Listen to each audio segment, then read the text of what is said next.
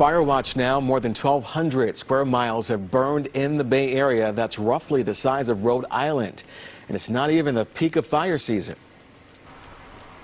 And we've got team coverage this morning. Emily Turner in the North Bay with the help on the way. But we begin with Makovec at the live news desk. And Ann, you just listened to an update on the fire in the Santa Cruz Mountains. Yes, and there's a lot of positive news coming from this update. This is a fire that has been burning for more than a week. Right now, they're holding the numbers at 19% containment. It has burned more than 80,000 acres. And 538 structures have been destroyed, the vast majority of them in Santa Cruz County, 11 in San Mateo County.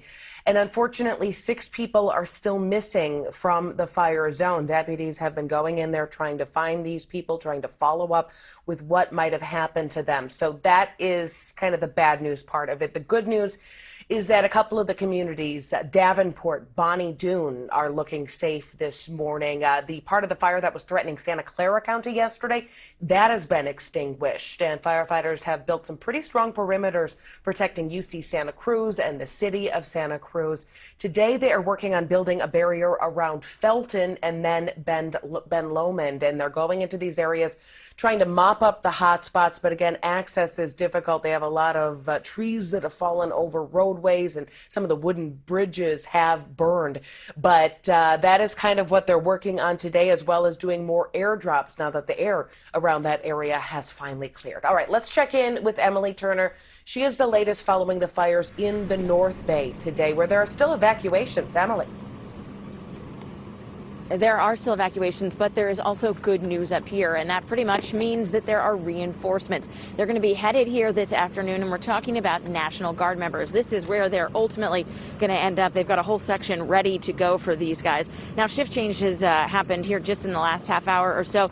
Lots of people piling in to the fairgrounds, getting ready for that briefing here that's going to happen for firefighters at 7 o'clock. Now, after a week of running thin, National Guard members are going to arrive in order to provide help for these exhausted and overworked firefighters. Some troops, in fact, have already arrived last night, but there's going to be more of them arriving this afternoon. There'll be about 260 of them in all, but unlike previous fires up here where we've seen them at evacuation checkpoints, making sure people don't go into those evacuation zones, they're actually going to be instead fighting fire. They're not trained firefighters, though, so of course they're not going to be in the more dangerous areas like the front lines of the fire, but they will be out in the field. According to CAL FIRE, they'll be here in a support mission and being used to mop up situations and away from the front lines.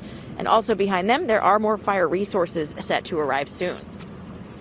Originally in the incident, resources were definitely stretched thin. Firefighters were working 72 to 96 hours straight. We've since then had a significant number of additional firefighters assigned to this incident.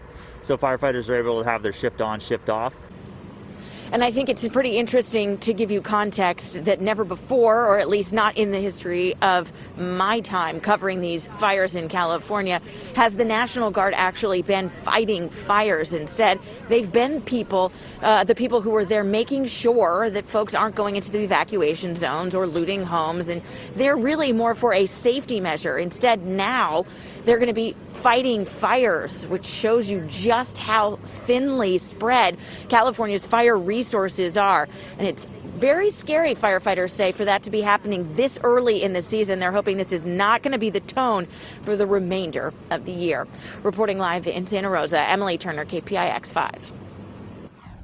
To the SCU fire now in the south and parts of the East Bay. An evacuation order in parts of San Joaquin County has been reduced to a warning, and some warnings have actually been lifted. The fire is 20% contained, mostly in San Joaquin and Stanislaus counties. It's now the second largest fire in California history at over 570 square miles.